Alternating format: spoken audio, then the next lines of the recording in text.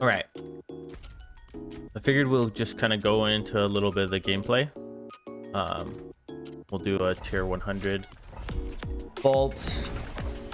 You can kind of just see how it plays out with the fireball meteor, which leans a little bit more into the fireball. It is really good. It's really comfortable. Again, it's kind of different than I was playing before, because now I'm kind of more so fireballing rooms before I go in and letting the fireballs activate all the meteors and kind of do all the work for me.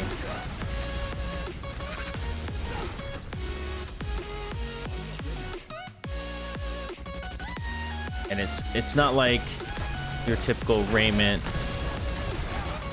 play where you are just like teleporting in and doing the thing. You're preemptively fireballing rooms and just getting crazy hits. We actually just had a 3 million meteor hit right there.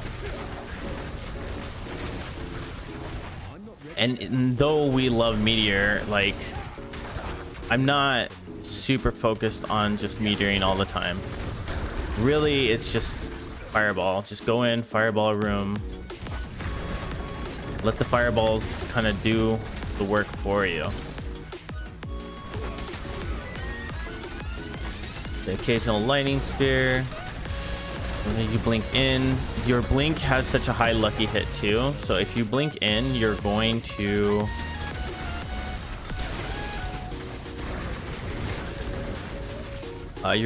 more than likely proc a fire meteor.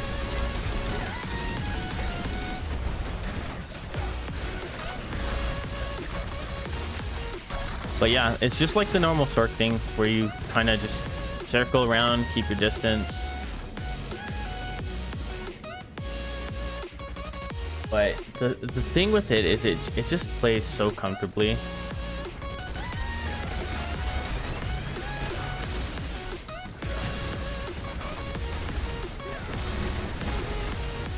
I could really just speed through if I want. The problem with me speeding through though is I am very bad at navigating.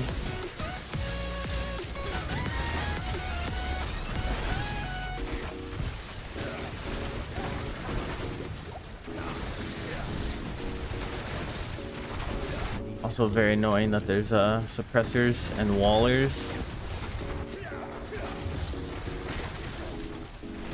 The thing with it too, fireball, if you're up close, it only really hits one bounce. So the further you are away, the more hits your fireball gets to do, which is very nice.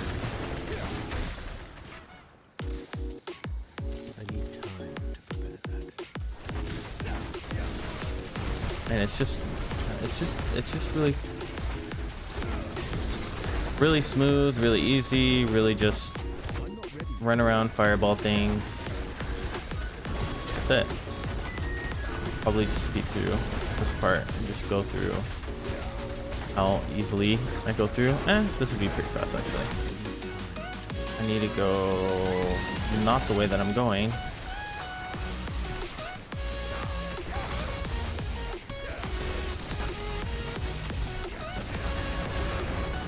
Not that way either. Yeah, I told you guys I'm super bad at the navigating side.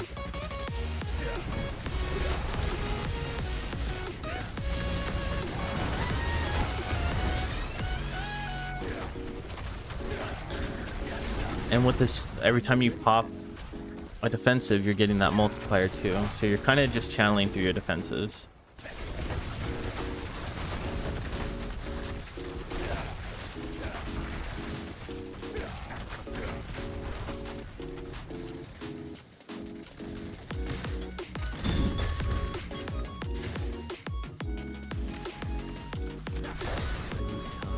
Oh, that didn't actually activate the meteor. I thought that was going to.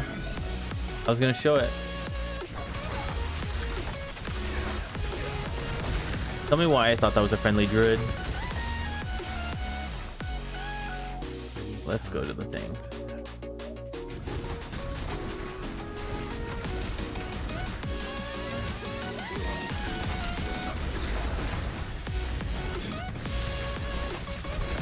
this room. Pop our lightning just to get our thing going.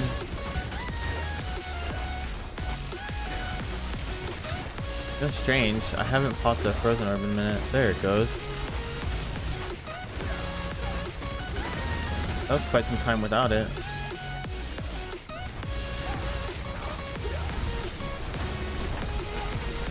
I think Fireball does so much for me too that I forget that I actually have Meteor as a cooldown. Kind of just let it happen second nature. But yeah, Meteor is still your like really hard hitting thing. Other than that, like it's just smooth. It's just easy. It's powerful. It's comfortable. Everything about this build is just really nice. Okay, so I'm gonna go into this a little bit more. I've upgraded the build, and now it just feels so good. And even just sitting here beating on the dummies, even if I don't cast Meteor, if I just straight do fireballs, you'll see how many meteors are still going out. It's ridiculous. And we also do really good boss damage now, which is really nice. Like, it's obviously not like Blizzard status, but yeah, we nuke bosses with this change up. So I'm gonna go over it a little bit and the things I changed up. To go over the gear at first, Starfall and Gloves of the Illuminator, these are the obvious things. We want bouncing fireballs and we want meteorites. With this build, I'm leaning a little bit more into the fireball damage itself, and yeah, it just makes it a little bit better. Chest piece right now, I'm just using Soulbrand because like I don't really have a good chest piece to put in place, and I wanted some damage reduction. This gives me damage reduction while I have a barrier. I always have a barrier, and damage reduction from close, which is fairly good. It's obviously not best. You would want DR chest piece with Everliving. That would be the best in slot there.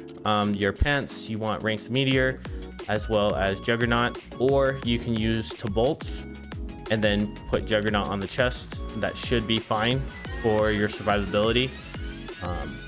Boots, wow, we're using a lot of uniques, I'm realizing. Boots, Estus Heirloom, with as much movement speed as you can get, and preferably as high a critical strike chance percent that you can get. The change up is, instead of using a wand for lucky hit and the offhand for our cooldown reduction, we're actually just using two-handed staff. We don't need the cooldown reduction. It's nice to have. It's about 1 second if you have both the offhand as well as cooldown reduction roll on the thing, but it's only about 1 second on Meteor, which it's good. But yes, the damage you get from putting 3 curses on a two-handed staff is crazy. It makes it so much more worth. It makes it feel so much more comfortable when bossing, and you still comfortably go through nightmare dungeons like nothing. Intelligence, all stats, those are the main things you want on the staff. Crit strike damage is very nice. Damage to close is not that great for me, but pretty much any damage ability is going to be okay for it. Preferably, I would probably go with like damage to vulnerable and crit strike damage, because we're ranging more, so we're coming in to rooms from a distance and letting the fireballs kind of do all our work and proccing of stuff. The necklace, this is where we're moving our damage with the barrier or conceited aspect. You can use Storm Swell instead. I find more consistency with the conceited aspect, so I'm going with that. But Storm Swell is also very good. It's going to give you a little bit more multiplicative damage, and it's going to be a little bit better for bossing, but conceited overall just works throughout dungeons. You're pretty much always going to have a barrier. You're always going to have that damage buff. Not going to matter if they're also vulnerable. Stat wise on the amulet, you do want movement speed. Ranks of mastery, and Rings of Devouring Blaze. Those are the main things. Total armor is nice. I would very much like to have cooldown reduction there instead. That would be the perfect roll. But yeah, those are the real things that we're looking for. On your ring, crit strike, lucky hit. Those are the affixes we're looking for. Max mana and resource gen is what I have on it, but that's not necessarily the best for what we're doing, but it's still good. It's not bad. Really, you're going for damage stuff. And then we are using the Shattered Stars aspect.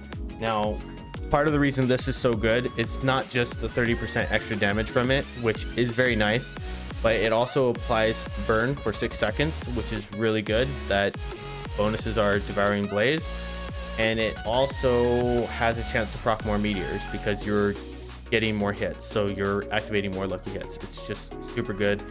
Talrashas is best in slot for all Sork builds, so this one is also an absolute must. As far as the build goes, it's pretty much the same as my bouncing one from before. I did move some aspects around, which I'll have in the build guide, but we did move some stuff around to get more ranks in Inner Flames, as well as Crippling Flames, which gives us a chance to immobilize, which just buffs our damage without having to use the Wizard's Meteor. I do like that change up a bit. I did take out points in Frigid Breeze. The mana is good, but we don't really suffer mana problems, so we don't really need that. And yeah, the build guide will kind of go over everything. As far as aspects or enchantments, I should say, we are still using Frozen Orb. I just love this enchantment. Shooting out little frozen balls of doom is great. Along with our fire, it gives us our source of cold damage for Talrashas, and it applies vulnerable. It's just too good. It's too good to pass up. You can swap things around and take points out of Frozen Orb and instead get Ice Blades. Use Ice Blades and then change your enchantment to Fireball, and then that's a lot better for like dungeoning because you make things explode. The explosions have lucky chance to also proc more meteors. It is a really good damage filling thing through nightmare dungeons. For bossing, you could use the Ice Blades enchant or swap to Ice Blade enchant to just have more cooldown reduction, which is nice. I find that the Frozen Orb way of going about it is just more balanced with everything. I don't really like doing the whole swapping things based on what I'm doing. I just like to go in with what I'm doing, and Frozen Orb provides a lot of utility for me in doing that. The other enchantment is going to be Meteor, because that's obviously the build's based around Meteor and Fireball. We're going to want to put out as many meteors as we can.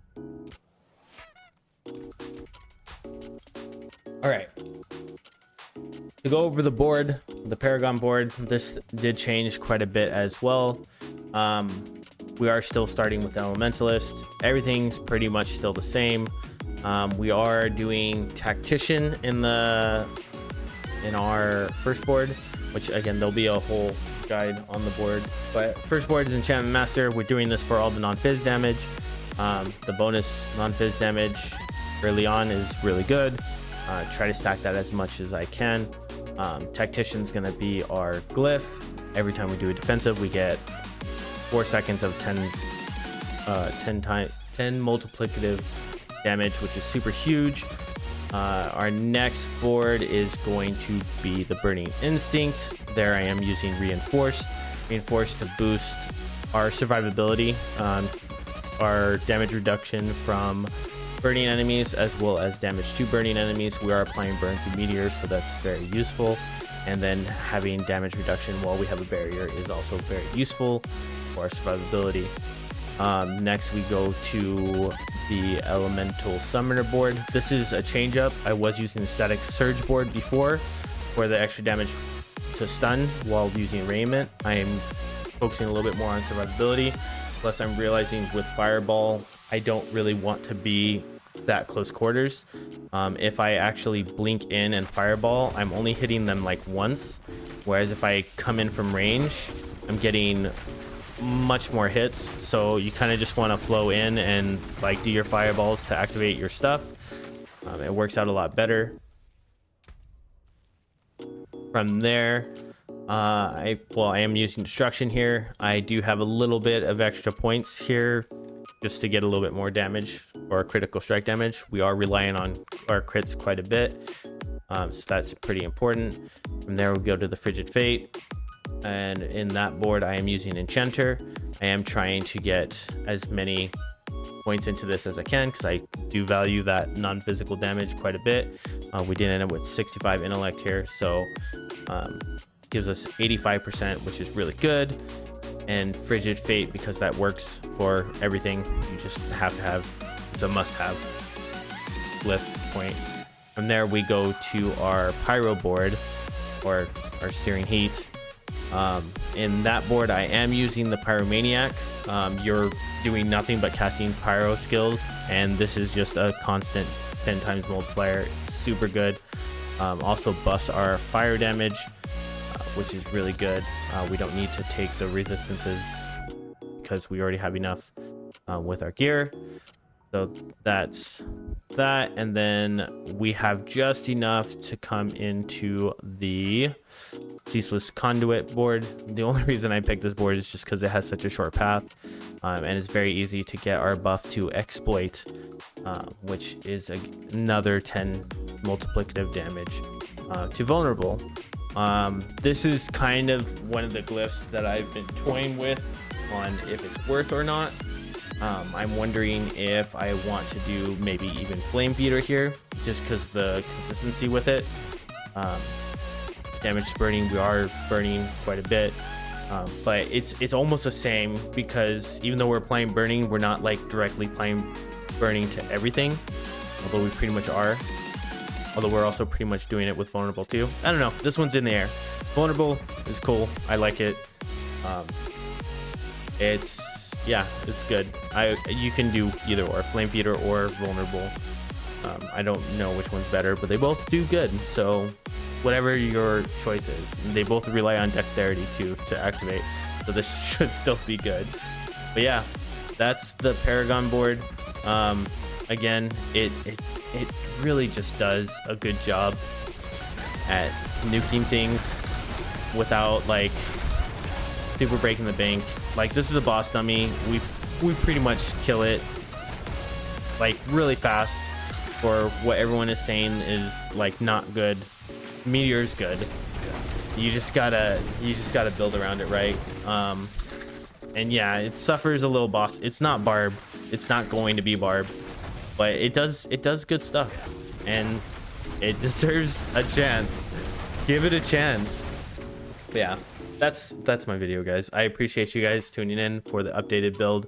I hope you enjoy it. Again, I'll have a link there, and yeah, have a good one. Enjoy slaying out.